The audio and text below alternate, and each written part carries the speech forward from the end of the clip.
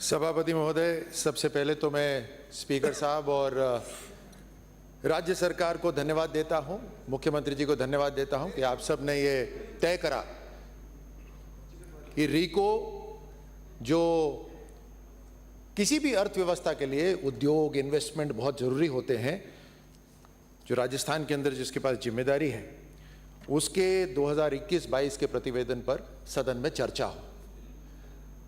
इसमें तकरीबन 14 हमारे साथियों ने इस चर्चा में भाग लिया। कुलदीप धनखड़ जी, डॉक्टर रितु बनावत जी, गोपाल शर्मा जी, अनीता बघेल जी, डॉक्टर सुभाष गर्ग जी, जेठानंद व्यास जी, यूनुस खां साहब, अदुराम मेघवाल जी, प्रियंका चौधरी जी, राम साहेब वर्मा जी, अशोक कोठारी जी, रामविलास जी, केसराम चौधरी जी और अतुल बंसाली जी। सभी ने अच्छे सुझाव भी दिए। कुछ समस्याएं जो चलती आ रही हैं वो सदन के और पूरे राजस्थान के ध्यान में भी लेकर आए। ये 21-22 की जब पिछली सरकार का कार्यकाल था, उसके उद्योगों के ऊपर और इन्वेस्टमेंट के ऊपर चर्चा हो रही है। आप विडंबना देखिए, आज विपक्ष गायब है। यही तो मौका था सभापति जी, यही तो मौका था राजस्थान के सामने, सदन के सामने या सत्ता पार्टी के सामने। जितना शानदार अगर काम करा था तो टिकते हैं यहां पर और अपने काम को डिफेंड करते हैं। ये मदन दिलावर जी, तो मदन तो था बहाना, सदन से था भागना। मैं उस चर्चा में ही नहीं जाता। मदन तो था बहाना, सदन से था भागना। मैं उस चर्चा पे नहीं जाता किस कारण से वो गए, क्योंकि वो एक पूरी अलग चर्चा है। उद्योग और इन्वेस्टमेंट जिस क्षेत्र में आते हैं, जिस प्रदेश में आते हैं, जिस देश में आते हैं, वहां अर्थव्यवस्था सुधरती है, एम्प्लॉयमेंट जनरेशन होता है, एंसिलरी यूनिट्स आ जाती हैं, बहुत सारे व्यवसाय उसके साथ खड़े हो जाते हैं। आपने देखा देश के अंदर पिछले 10 साल के अंदर कितना परिवर्तन आया, केवल इसी कारण से कि देश के अंदर जो अर्थव्यवस्था को मजबूत करने के लिए उद्योगों के लिए रास्ते खोले गए, इन्वेस्टमेंट के लिए रास्ते खोले गए। आज दुनिया अगर कहीं इन्वेस्टमेंट करना चाहती है तो भारत के अंदर करना चाहती है। इतना महत्व है इंडस्ट्रीज का, इन्वेस्टमेंट्स का। और राजस्थान के अंदर इस इन्वेस्टमेंट और इंडस्ट्री की जो सबसे बड़ी जिम्मेदारी है वो रीको के पास है। मैं आज के दिन राजस्थान के जितने भी व्यवसायी हैं, सदन की तरफ से उनको धन्यवाद देता हूं, बधाई देता हूं कि जब प्रधानमंत्री मोदी जी ये कहते हैं कि देश आज दुनिया में 5वीं सबसे बड़ी अर्थव्यवस्था है, तो कहीं ना कहीं राजस्थान के व्यवसायी का भी हाथ है इसके अंदर। मैं उनको बधाई देता हूं।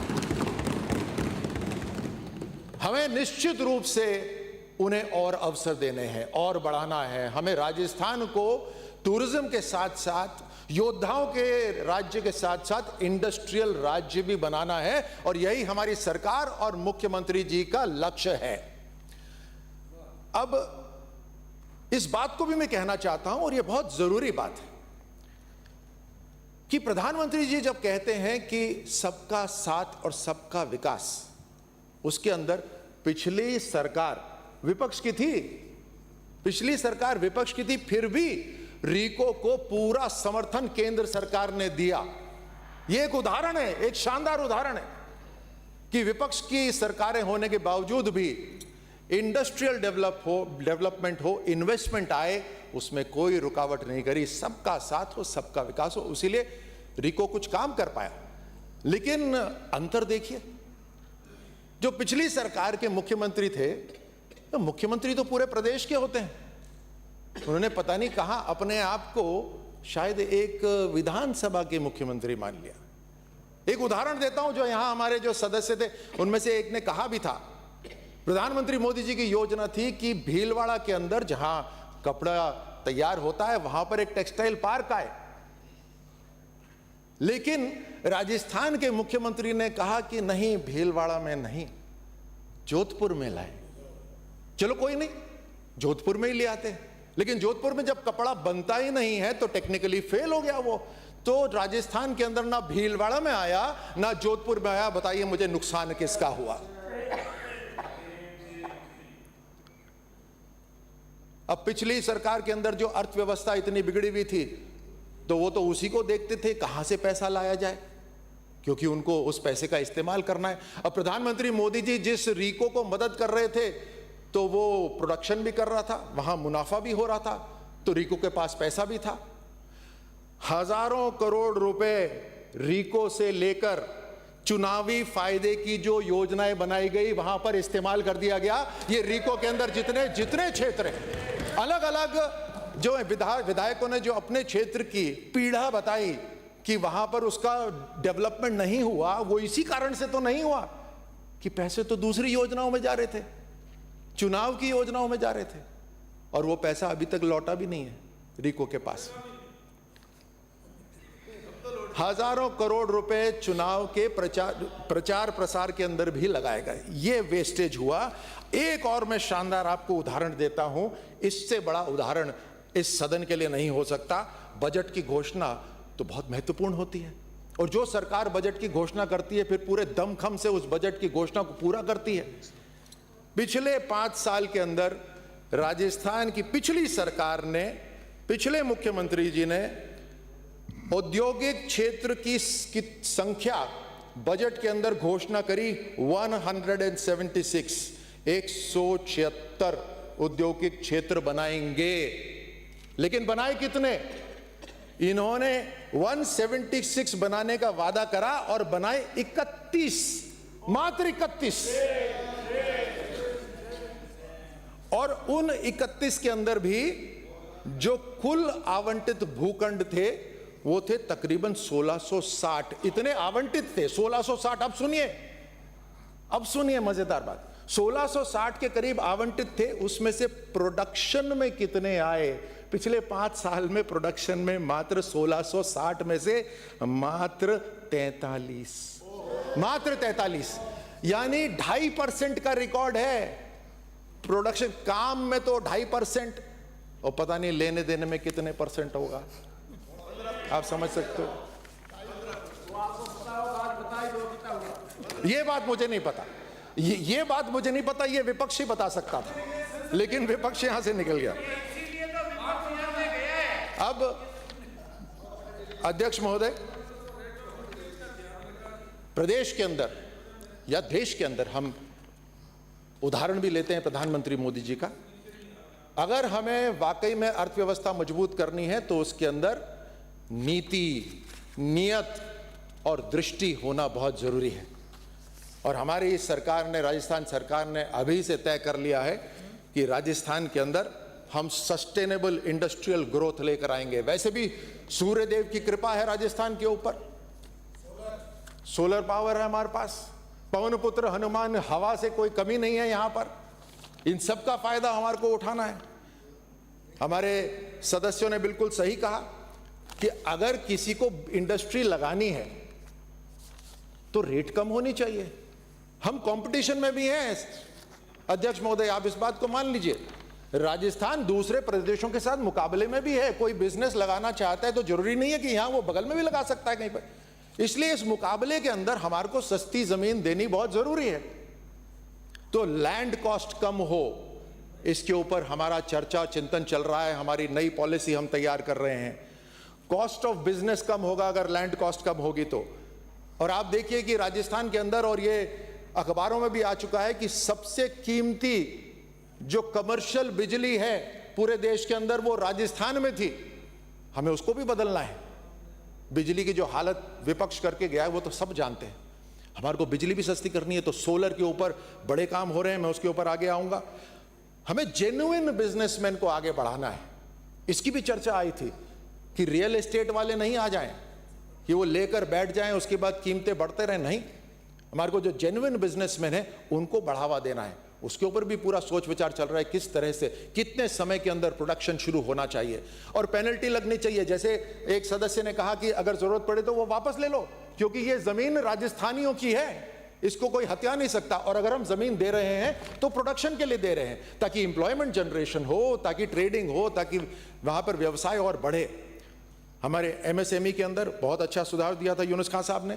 एमएसएमई के अंदर मैं आपको बताना चाहता हूं कि एमएसएमई के लिए 250 अलग से हमने कुछ उपखंड रखे हुए हैं, जहां 250 वर्ग मीटर से लेकर 4000 वर्ग मीटर के प्लॉट अलग से एमएसएमई के लिए रखे हुए हैं। हमने एमएसएमई के लिए पहले ई ऑक्शन होता था, हमारे एक सदस्य ने सही कहा, ई ऑक्शन होता था, कीमतें बहुत ऊपर चली जाती थी, तो कीमत ऊपर जाएगी तो दूसरे राज्य के अंदर उसको सस्ते में अगर जमीन मिल रही है तो यहां क्यों बिजनेस करेंगे। हमने एमएसएमई के अंदर लॉटरी सिस्टम शुरू कर दिया है, आपकी जानकारी के लिए।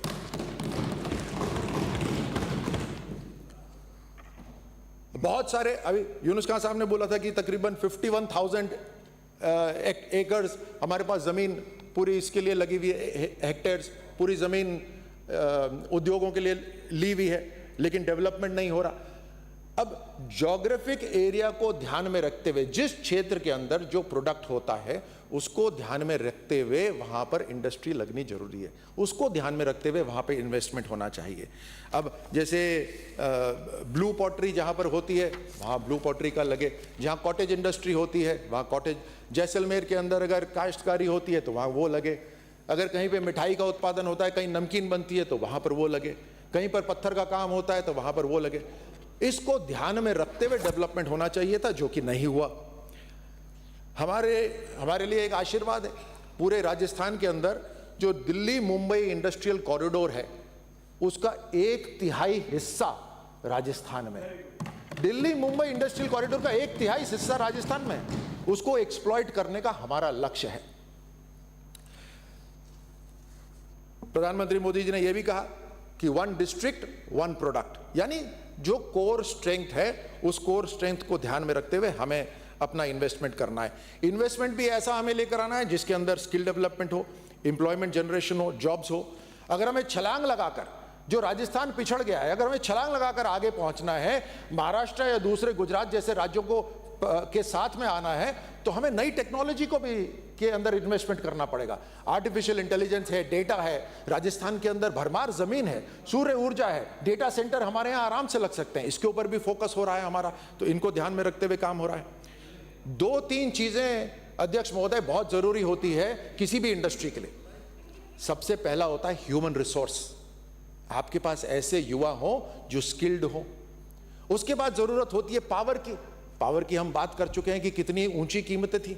अब मैं यहां आज इसका अनाउंसमेंट नहीं करना चाहता, क्योंकि जो पावर के मंत्री हैं और अभी बजट की घोषणा होगी उसमें नई आपको घोषणाएं, हम सबको उसकी जानकारी मिलेगी कि किस तरह से राजस्थान सरकार, किस तरह से हमारे मुख्यमंत्री साहब डबल इंजन सरकार की ताकत से यहां बहुत बड़ा इन्वेस्टमेंट लेकर आ रहे हैं। बिजली की तरफ से हम पूरी तरह से सेल्फ रिलायंट राजस्थान बन जाएगा, आत्मनिर्भर बन जाएगा बिजली से, उसकी तैयारी चल रही है।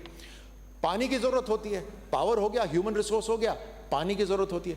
अब मुझे बताइए, जो मैं उदाहरण देता हूं आपको, अब इंडस्ट्री की ये बात करते हैं विपक्ष, जो 13 जिले हैं जिसके अंदर ERCP आनी थी, जिसके लिए प्रधानमंत्री मोदी जी इनको पैसा देने को तैयार थे पिछले 5 साल, लेकिन इन्होंने राजनीति के कारण नहीं करा। अब नुकसान देखिए उसका कितना हुआ कि 13 जिलों के अंदर पानी की रिक्वायरमेंट, पीने का पानी अलग, इंडस्ट्री के पानी की रिक्वायरमेंट होती है 22 करोड़ लीटर प्रतिदिन, 22 करोड़ लीटर प्रतिदिन। ये पूर्ति राजस्थान की अब भजनलाल जी की सरकार और मोदी जी की सरकार इसको पूरा करेगी। पिछले 6 महीने हुए हैं जिसके अंदर एक चुनाव भी हो गया, आचार संहिता भी लगी हुई थी, उसके बावजूद भी अध्यक्ष महोदय मैं आपको बताना चाहता हूं कि पाली मारवाड़ इंडस्ट्रियल एरिया के अंदर जहां पानी की कमी थी, वहां हमारे रिको ने 275 करोड़ रुपए सैंक्शन कर दिए हैं ताकि पानी जोधपुर से लेकर हम वहां इंडस्ट्रियल एरिया तक ले जाएं। उसी तरह ये KBNIR, वहां पर क्लियरेंस, एनवायरमेंट क्लियरेंस नहीं मिली हुई थी। इन 6 महीने के अंदर हमारी सरकार ने चुनाव तो लड़ाई लड़ा, उसके साथ साथ हमने एनवायरमेंट क्लियरेंस भी KBNIR के लेकर आ गए। STP और कॉमन एफ्लुएंट ट्रीटमेंट पार्क, गंदा पानी जो इंडस्ट्री से निकलता है, मैं आपको बतलाना चाहता हूं कि भिवाड़ी इलाके में एक दिन के अंदर जो हमने CETP लगाया है, वहां एक दिन के अंदर, मुझे बहुत महत्वपूर्ण है, मैं 5-10 मिनट में खत्म करता हूं। आप बोर तो नहीं हो रहे सब? एक कभी और है, चलो एक और, एक दिन के अंदर राजस्थान के विकास के लिए 2 घंटे नहीं 10 घंटे बोलो, हम सब तैयार हैं। मैं 5-1 मिनट लेता हूं अध्यक्ष महोदय, मैं खत्म करता हूं, इसको जल्दी खत्म करता हूं। फिर एक मंत्री और। एक दिन के अंदर भिवाड़ी के अंदर एक दिन में जो हमने पानी को ट्रीटमेंट कराया है वो है 22 लाख लीटर प्रतिदिन। गंदा पानी आता है, गंदा पानी आता है 22 लाख लीटर, हम उसको साफ करके 80 इंडस्ट्रीज को साफ पानी दे रहे हैं गंदे पानी को करके। रीको की फैसिलिटीज के बारे में कई सदस्यों ने यहां कहा, 450 करोड़ रुपए ये विपक्ष खर्च कर रहा था इंफ्रास्ट्रक्चर मेंटेनेंस के ऊपर। जो सड़कों की आप बात करते हैं, जो लाइटों की आप बात करते हैं, उसके ऊपर ये प्रति वर्ष 450 करोड़ खर्च कर रहा था। मैं सदन को आश्वस्त करता हूं कि हम इससे दुगने से ज्यादा खर्चा करेंगे और अपने जो भी इंडस्ट्रियल पार्क है उसको और बेहतर बनाएंगे। हमने ऑनलाइन सर्विसेज शुरू कर दी है, अब किसी को धक्के खाने की जरूरत नहीं है, अधिकारियों के पास जाने की जरूरत नहीं है। अपने मोबाइल के ऊपर वो सीधे हर काम जो रीको के अंदर होता है, हर तरह की फीस, हर तरह की क्लियरेंस अपने मोबाइल पे घर बैठे ले सकते हैं। ये हमने लाल फीताशाही बंद करी है, ट्रांसपेरेंसी लेकर आ गए हैं। प्रधानमंत्री गति शक्ति के अंदर, India industrial land based projects के अंदर आज नया पूंजी निवेश करने वाला व्यक्ति अपने घर बैठकर देख सकता है कि प्लॉट मुझे कौन सा चाहिए। वो सारे प्लॉटों को देख सकता है, कौन सा प्लॉट अवेलेबल है, कौन सा प्लॉट अवेलेबल नहीं है। उसके अंदर वो ये भी देख सकता है कि रेलवे लाइन कहां पर है, एयरपोर्ट कहां पर है, पानी कहां पर आया है। ये सारी व्यवस्था प्रधानमंत्री मोदी जी के साथ, डबल इंजन की सरकार के साथ हमने इसको कर दी है। हम वाकई राजस्थान को आगे ले जाना चाहते हैं। संकल्प भी है, नीति भी है, नियत भी है, जिसके कारण राजस्थान आगे बढ़ेगा। लॉजिस्टिक्स हब को हम तैयार कर रहे हैं क्योंकि बड़े ट्रेडिंग होती है, इंडस्ट्रियल कॉरिडोर यहां से निकल रहा है, उसको हम प्रमोट करेंगे। वेस्टर्न डेडिकेटेड फ्रेट कॉरिडोर को पूरी तरह इस्तेमाल करेंगे। स्पेसिफिक जो इंडस्ट्रियल पार्क्स हैं, जैसे मेडिकल डिवाइस पार्क हैं, ऐसे अनेकों हम स्पेसिफिक मेडिकल पार्क बनाएंगे।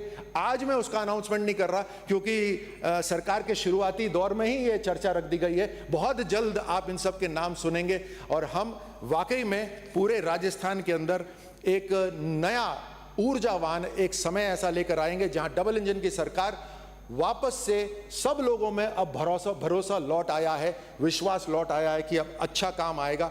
अच्छे दिन आ गए हैं। आत्मनिर्भर भारत के साथ साथ आत्मनिर्भर राजस्थान भी बनेगा। 5 ट्रिलियन इकोनॉमी, राजस्थान भी उसके अंदर पूरा योगदान देगा। हम रोजगार को बढ़ाएंगे, रीको को प्रभावी शस्त्र बनाएंगे, हम राजस्थान की पहचान बदलेंगे और उसके अंदर हम राजस्थान को इंडस्ट्रियल स्टेट बनाएंगे। बहुत बहुत धन्यवाद।